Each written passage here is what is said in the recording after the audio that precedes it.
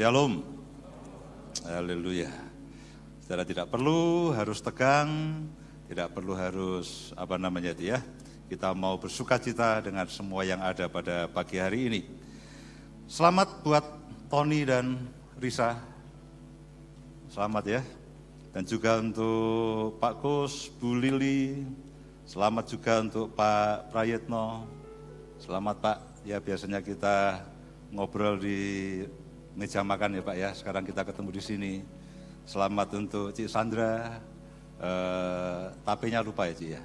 Tapenya lupa, iya karena hari ini mantu jadi tapenya lupa. Mereka berdua dari Jember saudaraku, dan sejauh yang saya tahu bahwa tape terenak memang dari Jember ya, cuman pagi ini lupa saudaraku karena mereka sedang mantu saudaraku.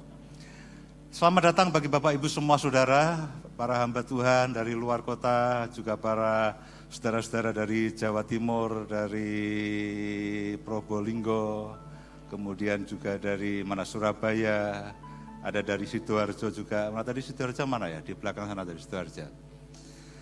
Nah, kita bersyukur pada pagi hari ini, kita bersukacita karena pada pagi hari ini Tony dan Risa, kita akan bersama-sama mereka diberkati di dalam anugerah Tuhan, dalam kasih karunia Tuhan, dan perjumpaan mereka juga ajaib.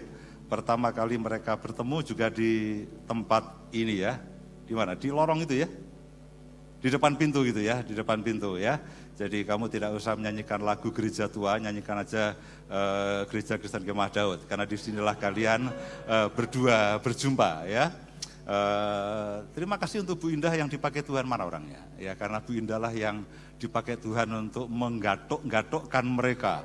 Ini mana Tony nggak datang-datang ya, ketika Risa lalu hampir hampir pulang, Tony tergopoh-gopoh datang dan mereka ketemu di menit-menit terakhir, detik-detik terakhir. Tapi ya siapa yang bisa menolak kalau memang dari Tuhan menit-menit terakhir, detik-detik terakhir pun juga akhirnya jadi. Itu berapa bulan yang lalu, berapa tahun yang lalu? 2 tahun yang lalu.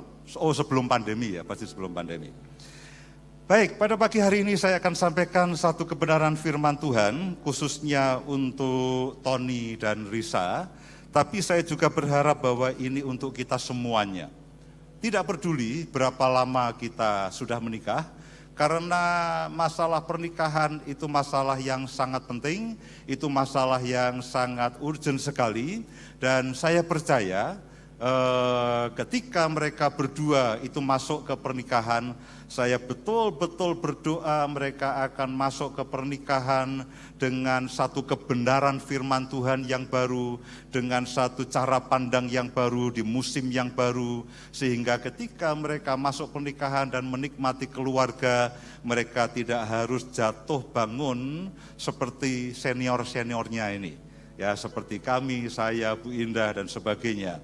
Dan tentu saja bagi Bapak Ibu dan semua saudara, tidak peduli saudara sudah menikah berapa lama.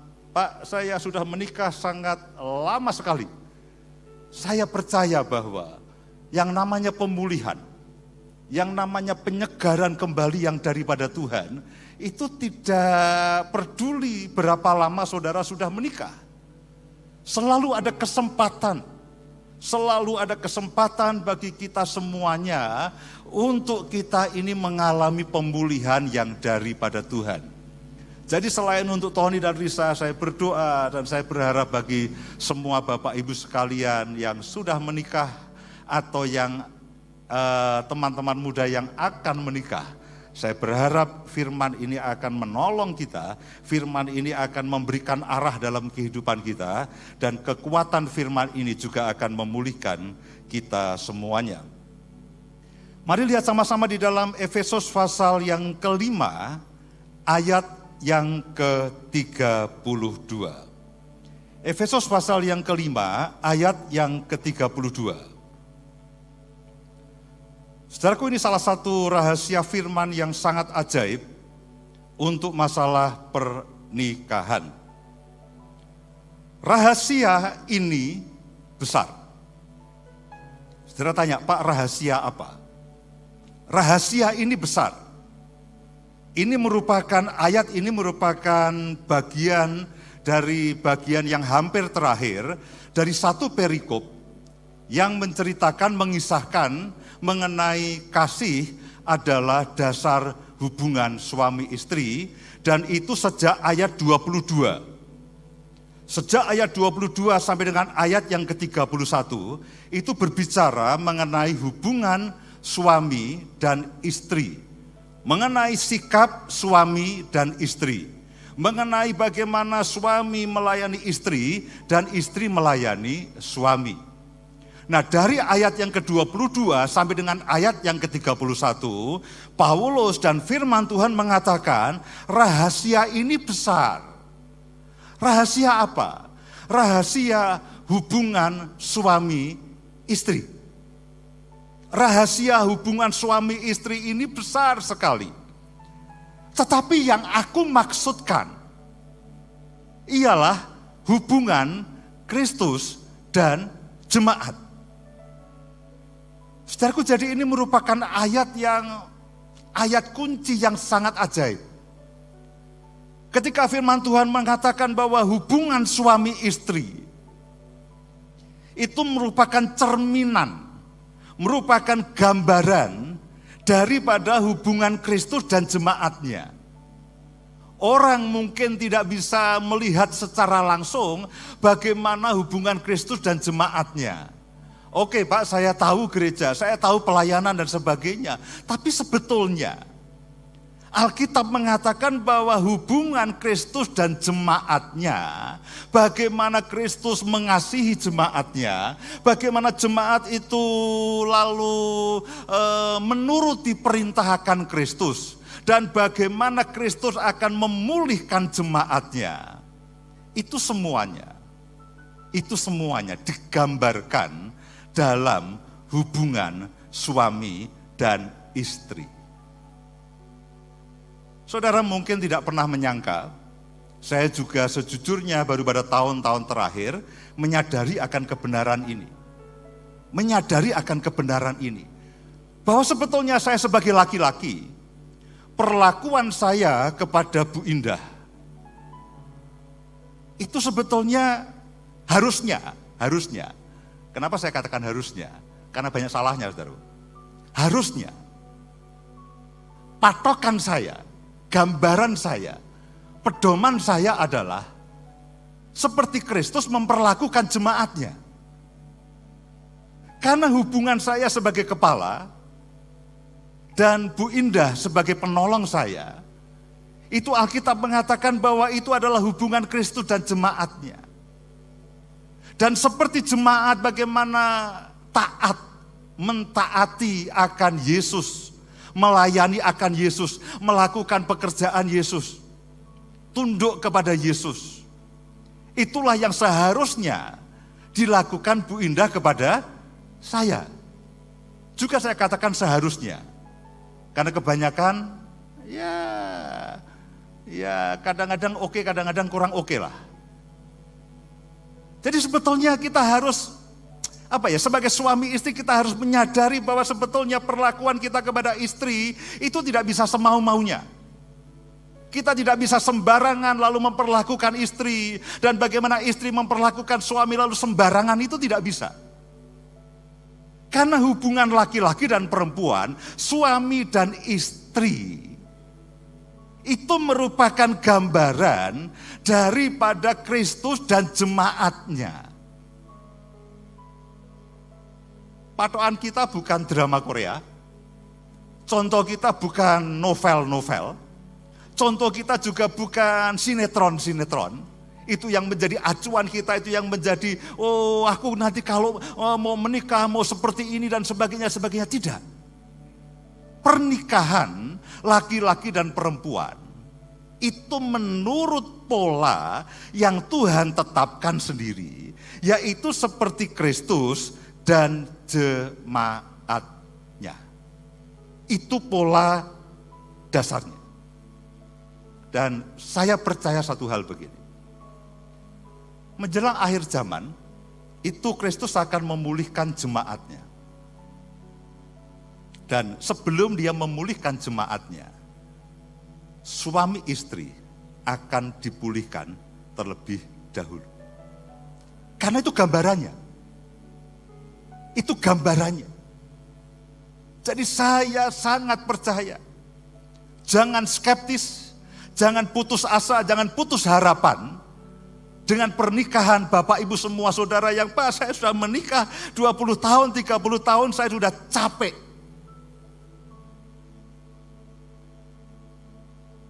Tidak, saudara. Seperti Kristus itu kan tidak pernah capek mengasihi akan gerejanya. Seperti gerejanya, kita juga tidak pernah capek untuk menyembah Dia. Kita tidak pernah capek untuk melayani Dia. Justru menjelang akhir zaman ini, kasih Kristus semakin dinyatakan, pengabdian gerejanya semakin dinyatakan, dan sampai kepada puncak pemulihan. Nanti pada waktu gereja Tuhan itu diangkat di awan-awan, kita sebagai mempelai perempuan bertemu dengan mempelai laki-laki, itu merupakan puncak sukacita. Hal yang sama saya percaya, bahwa keluarga, suami istri, kalau menurut firman Tuhan, itu dalam perjalanannya makin lama itu akan makin ke puncak. Makin lama itu akan makin ke puncak. Makin lama itu akan makin menyenangkan. Makin lama itu akan makin membuat sukacita. Kalau saya dan saudara menikah dan makin lama makin capek, menurut saya ada yang salah. Kalau saudara semakin sering geresah itu apa? Mengeluh. Ada yang salah. Kalau dalam perjalanan keluarga saudara, Pak, dulu 5 tahun pertama, aduh Pak, itu dunia seperti milik kita berdua. Setelah 5 tahun, 6 tahun berikutnya, kita bahkan tidak memiliki apa-apa. Saudara, kok ada yang salah? Karena yang akan Tuhan pulihkan adalah gereja. Dan hubungan antara Kristus dan gerejanya. Itu berarti bahwa suami dan istri itu merupakan salah satu yang Tuhan akan pulihkan pada awal-awal pemulihan. Saya percaya itu. Karena firman Tuhan mengatakan itu. Suami dan istri itu adalah gambaran Kristus dan jemaatnya. Saudara tanya, Pak, lalu bagaimana? Risa tanya, Pak, lalu bagaimana? Bagaimana saya harus bersikap? Bagaimana saya harus melakukan tugas sebagai seorang suami, tugas sebagai seorang istri? Mari lihat Efesus pasal yang kelima, ayat yang ke-22. Efesus pasal yang kelima, ayat yang ke-22. Hai istri, tunduklah kepada suamimu, seperti kepada Tuhan. Kalau saudara perhatikan, nanti di ayat-ayat ini semuanya, selalu akan ada perkataan begini, seperti kepada Tuhan, seperti kepada Tuhan, seperti kepada Tuhan, seperti kepada Tuhan. Hai istri, tunduklah kepada suamimu, seperti kepada Tuhan. Kalau Risa tanya, manggil saya apa sih ya biasanya ya? Om. Manggil saya Om. Om, caranya tunduk itu bagaimana? Bagaimana saya bisa tunduk? Om punya katalognya enggak? Om punya deskripsinya enggak? Om punya pelajarannya tidak? Ya tentu kamu tanya, caranya saya tunduk bagaimana? Cara terbaik adalah tanyalah kepada suamimu. Oh, tanya oh ya. Om juga. Bukan om dong. Oh. Kok.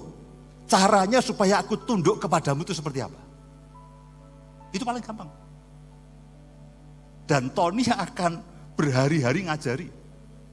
Bersesi-sesi akan mengajari, kamu harus begini, kamu harus begini, kamu harus begini, kamu harus begini. Ini yang aku mau sejak aku bangun tidur sampai menutup sampai tidur kembali. Itu cara terbaik. Risa tidak bisa belajar dari yang lainnya. Kamu akan mulai belajar satu kehidupan bagaimana kamu mulai belajar tunduk kepada suamimu seperti kepada Tuhan. Itulah pelayananmu. Itulah pelayanan. Oh Pak, kok Pak lagi. Om saya pelayanannya menari. Ya, di dalam persekutuan, di dalam gereja Tuhan kamu akan menari. Tapi di dalam rumah tangga, pelayananmu adalah kamu tunduk kepada suamimu. Jadikan itu sebagai sebuah pelayanan. Jangan hanya pada waktu di persekutuan atau pada waktu di gereja. Tapi tunduk kepada suamimu seperti kepada Tuhan, seperti gereja Tuhan itu melayani akan Tuhan, itulah pelayananmu. Lalu berikutnya, ayat 23, karena suami adalah kepala istri, sama seperti Kristus adalah kepala jemaat, dialah yang menyelamatkan akan tubuh. Karena itu sebagaimana jemaat tunduk kepada Kristus, sebagaimana jemaat tunduk kepada Kristus, demikian jugalah istri kepada suami dalam segala sesuatu. Dan setiap kali kita mengajar tunduk dalam segala sesuatu, yang muncul adalah, loh, kok segala sesuatu? Kalau ini boleh dilanggar gak? Kalau ini boleh dilanggar tidak? Begitu kita mengatakan kamu harus tunduk kepada suamimu dalam segala sesuatu, yang pertama muncul itu mesti komplain. Ya enggak bisa toh Pak, suami saya seperti ini. Ya enggak bisa toh Om, suami saya seperti ini. Saya pengennya seperti ini, saya pengennya seperti ini. Ini tidak cocok dengan apa yang saya mau. Alkitab mengatakan, seperti jemaat tidak punya alternatif untuk tidak tunduk kepada Kristus. Sebetulnya istri juga tidak punya alternatif untuk tidak tunduk kepada suami. Ya. Kalau saudara perhatikan, Tony mantuk-mantuknya, mantap tenan. Ya, Risa, ya mantuk sedikit. Tony mantuknya itu, ini yang aku tunggu, saudara. Tapi tenang Risa, itu kan baru istri kepada suami. Habis ini suami kepada istri, gantian kamu yang mantuk-mantuk. Ayat yang ke-25. Hei suami, kasihilah istrimu, sebagaimana Kristus telah mengasihi jemaat dan telah menyerahkan dirinya baginya. Kalau Tony mau belajar mengasihi istri, tanyalah kepada Risa. Setelah rumah tangga berjalan 2 hari, 3 hari, 4 hari, 5 hari, seminggu, tanyalah kepada Risa. Risa, apakah masih ada yang kurang? Bagaimana dengan perlakuanku, keperluanku kepadamu, bagaimana dengan ucapanku, bagaimana dengan tindak tandukku, apakah itu semuanya sudah menyenangkan hatimu atau belum? Cara terbaik untuk kamu belajar mengasihi selain belajar dari Kristus adalah tanyalah kepada istrimu. Jangan wadul kepada mamimu. Mi, iki kok ngene iki piye mi? Tidak bisa. Lalu, Pi, ayo video call. Loh kenapa Ton? Wah ini repot ini Pi. Dulu Papi bagaimana? Alkitab mengatakan bahwa hei suami kasihlah istrimu sebagaimana Kristus telah mengasihi jemaat dan telah menyerahkan dirinya baginya untuk menguduskannya. Perhatikan bahwa yang dilakukan suami kepada istri jauh lebih banyak sebetulnya. Jauh lebih banyak. Seperti Kristus kepada jemaat. Jadi Tony dan para suami mesti harus siap. Seperti apa yang dilakukan Kristus kepada jemaat, itulah yang dilakukan suami kepada istri. Suami kasihlah istrimu sebagaimana Kristus telah mengasihi jemaat dan telah menyerahkan dirinya baginya. Untuk menguduskannya sesudah ia menyucikannya dengan memandikannya dengan air dan firman. Supaya dengan demikian ia menempatkan jemaat di hadapan dirinya dengan cemerlang, tanpa cacat, atau kerut, atau yang serupa itu, tetapi supaya jemaat kudus dan tidak bercela. Ada begitu banyak yang harus dilakukan oleh suami sebagai kepala rumah tangga. Demikian juga suami harus mengasihi istrinya, sama seperti tubuhnya sendiri. Siapa yang mengasihi istrinya, mengasihi dirinya sendiri. Sebab tidak pernah orang membenci tubuhnya sendiri, tetapi mengasuhnya dan merawatinya.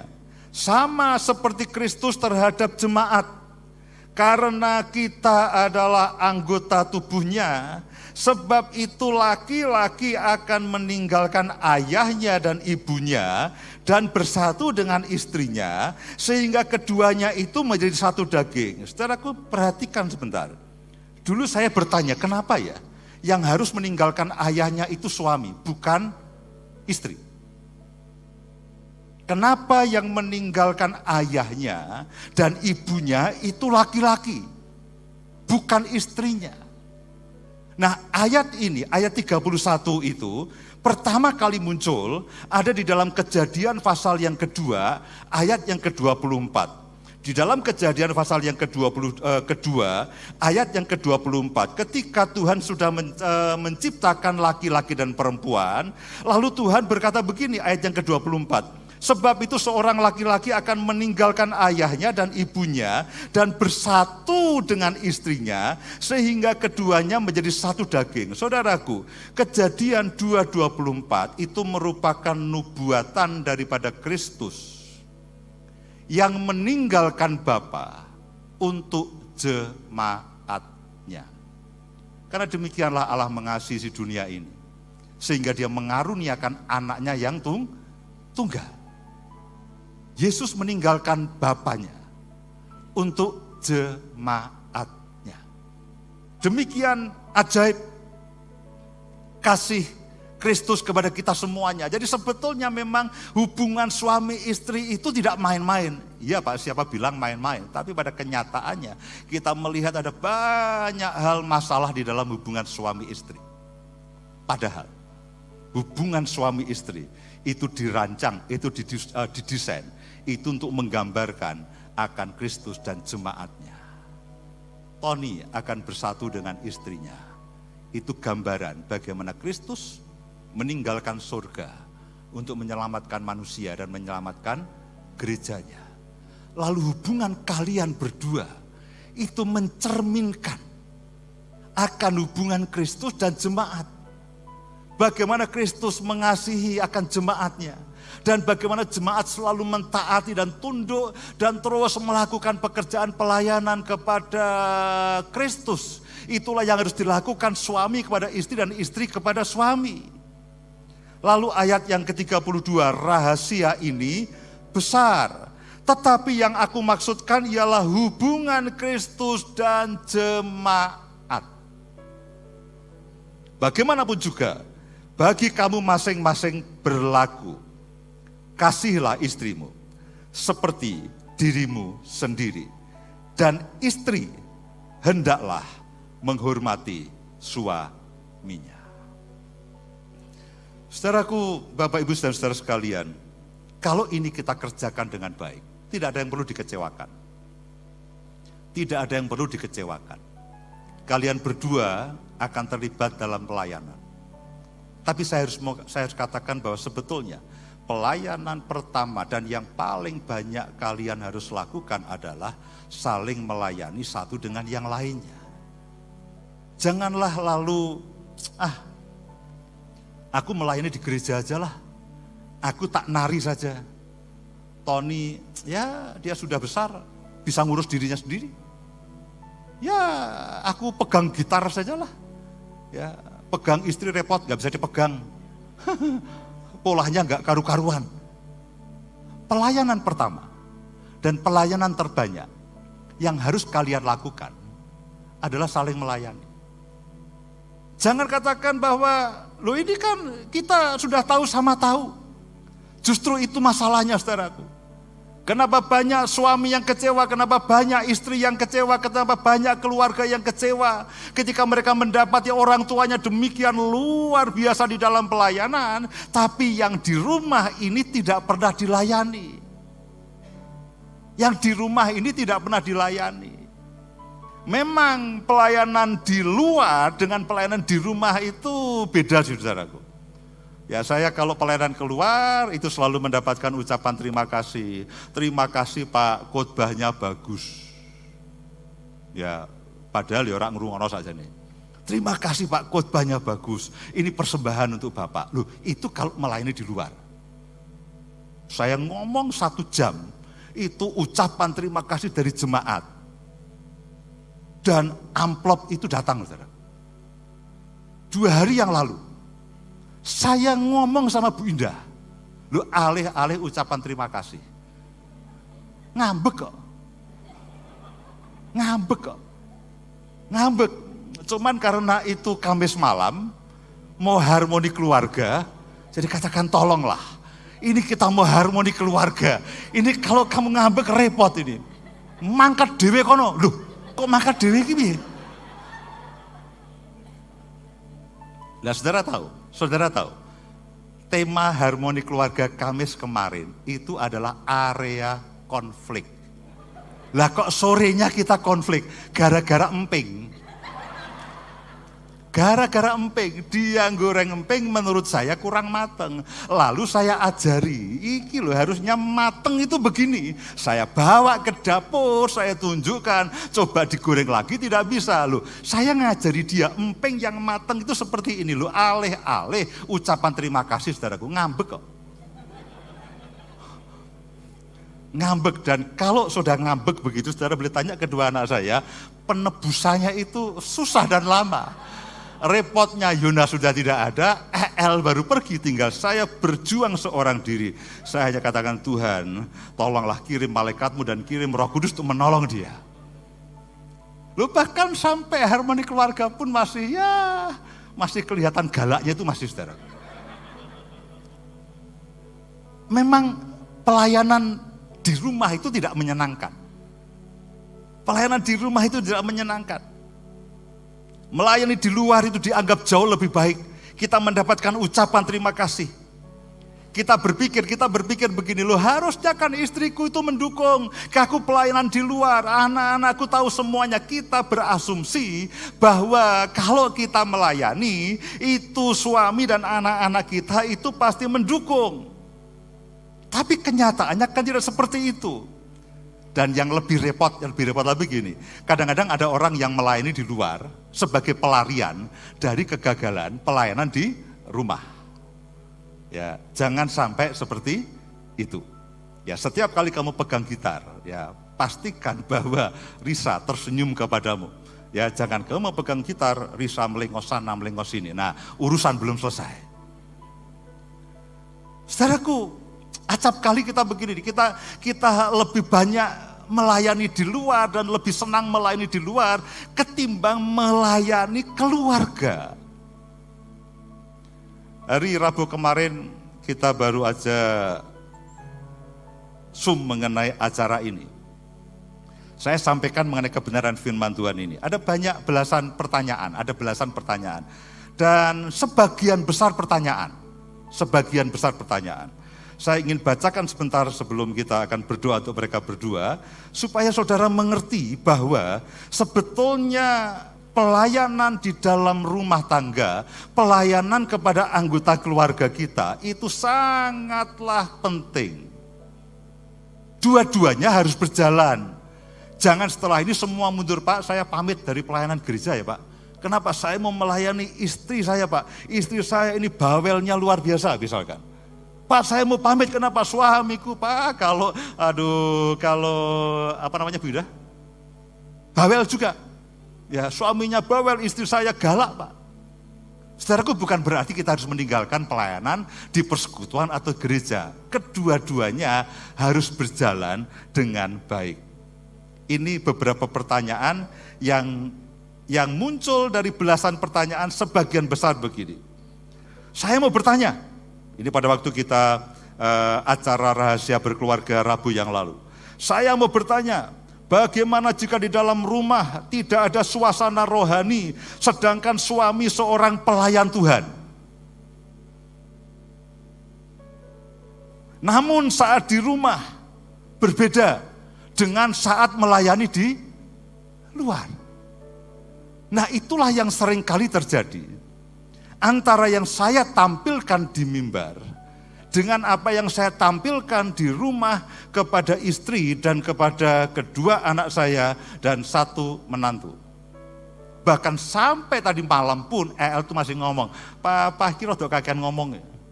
Sampai tadi malam, saudaraku. Padahal saya di sini untuk ngomong. Kalau di rumah nggak boleh ngomong. Lagi, Shalom, selamat malam. Kenapa suami saya bisa sibuk melayani orang daripada kami yang ada di dalam rumah? Fokus suami selalu melayani jiwa-jiwa untuk diselamatkan, lupa bahwa istri dan anak itu jiwa. Loh, kamu pikir apa? Loh, istri dan anak itu jiwa. Oh, saya maunya menyelamatkan bangsa-bangsa. Loh, apa istrimu itu bukan termasuk bangsa-bangsa? Anak-anakmu itu juga bukan. Loh, ini bukan bangsa-bangsa, Pak. Ini orang ngerti keturunan siapa. Loh, itu tidak bisa begitu, saudara. Kadang-kadang mindset kita, jiwa-jiwa yang di luar, bangsa-bangsa, kita mau lawatan di mana-mana. Di rumah terbengkelai semuanya. Di rumah terbengkelai. Fokus suami selalu melayani jiwa-jiwa untuk diselamatkan, sedang rumah tangga sendiri tidak diselamatkan. Saya minta masukan. Ya, apa yang dimasukkan ya, saudaraku ya? Satu lagi. Bapak dan Ibu, saya ada keluhan mengenai suami ini yang terlibat pelayanan, hamba Tuhan. Sering keluar kota, mirip saya, saudaraku. Di luar rumah bisa menjadi teladan dan model, namun saat di rumah sering jadi batu sandungan. Di luar rumah jadi batu pijakan untuk orang-orang imannya naik, pengharapannya naik, imannya naik. Tapi begitu sampai di rumah menjadi batu sandungan. Hubungan suami dan istri, gambaran Kristus dan jemaatnya. Nah, sejujurnya memang pelayanan di rumah itu tidak mudah. Tidak mudah. Kalau kita di mimbar begini, kita lebih banyak bergerak di area karunia-karunia Roh Kudus. Talenta yang Tuhan berikan. Begitu di rumah, yang diharapkan apa? Buah. Kesabaran. Damai sejahtera, pengertian dari anggota keluarga kita. Nah, kadang-kadang begini, kalau kita pelayanan di luar begini ya, ini kan oke, saya melayani 1 jam selesai lah, 2 jam selesai, habis itu pulang ke rumah. Saya tidak, misalkan saya keluar kota, saya melayani persekutuan atau gereja 2-3 jam selesai. Tapi kalau di rumah, saudara, itu pelayanan kepada istri dan kepada anak-anak itu bukan 2-3 jam, 24 jam sehari. 7 hari seminggu. Saya awalnya tidak sadar. Saudara boleh tanya istri dan kedua anak saya di situ, bagaimana mereka begitu terluka dengan kehidupan saya. Saya bersyukur sampai satu waktu Tuhan tegur dan Tuhan tunjukkan, layani dulu keluargamu. Bukan berarti pelayanan di gereja ditinggalkan, saya cuti, itu tidak. Sembari saya melakukan semua tugas pelayanan yang ada di gereja, saya lalu menghabiskan banyak waktu untuk kembali melayani istri dan anak-anak. Kadang-kadang juga ada satu kepercayaan begini, kalau kita pelayanan, lalu istri atau suami kita tidak mendukung, atau anak-anak ngereweli begitu ya, rewel begitu, menyusahkan, Lalu kalau kita bisa meninggalkan mereka, mengacuhkan mereka, kita pikir itu pikul salib. Loh, kadang-kadang ada orang-orang yang bangga, bercerita dengan penuh kebanggaan meninggalkan suami dan istrinya demi pelayanan.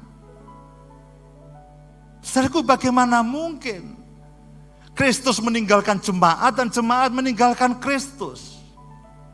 Tidak bisa. Keluarga saya dan keluarga saudara harus menjadi prioritas utama dalam seluruh energi pelayanan saudara. Sekali lagi jangan salah paham.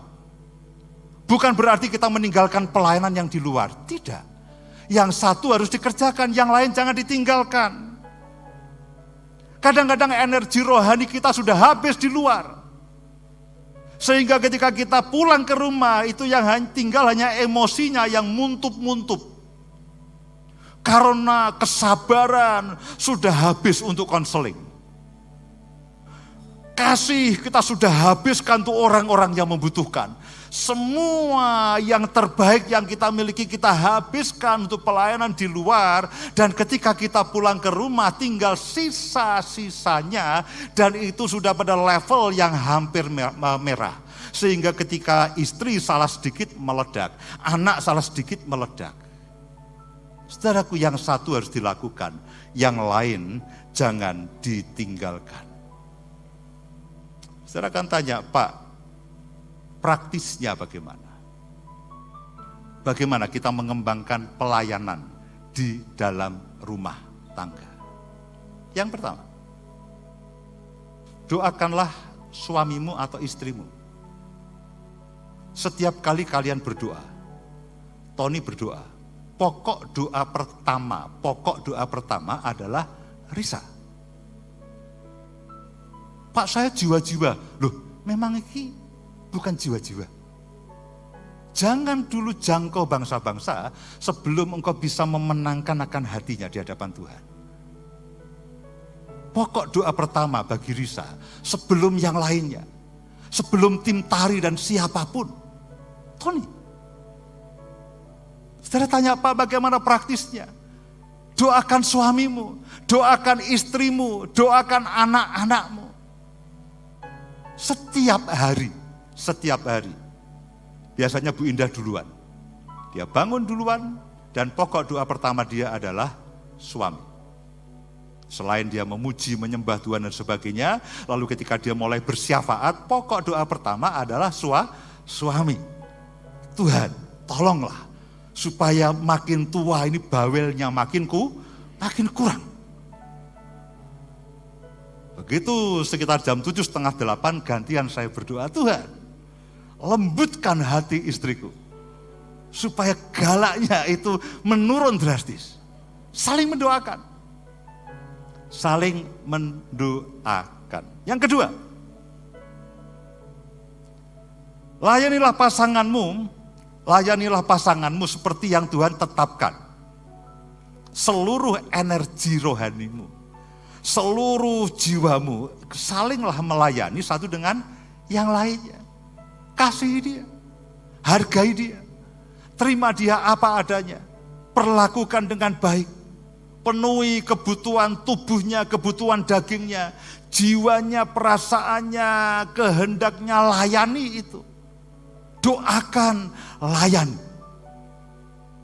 Jadikan itu sebagai sebuah pelayanan, saudara. Fahami dan penuhi kebutuhannya. Itulah semua pelayanan kepada keluarga. Memang sebenarnya begini, loh Pak, itu bukan pelayanan, itu pelayanan. Itu pelayanan yang saudara dan saya harus kembangkan. Saya percaya, pemulihan yang pertama itu ada di dalam keluarga. Dan sebelum kalian mulai berkonflik, saya berharap konflik kalian tidak sebanyak kita-kita. Ya, tidak sebanyak saya dan Bu Indah, tidak sebanyak Pak Kus dan Bu Lili. Saya tidak tahu dengan ya papa mamanya Risa. Ya, tapi kami dulu penuh dengan konflik. Ya, kalian bisa lihat semuanya. Saya berharap firman ini akan menolong kalian berdua. Bagaimanapun juga, suami dan istri, adalah gambaran Kristus dan jemaatnya. Amin.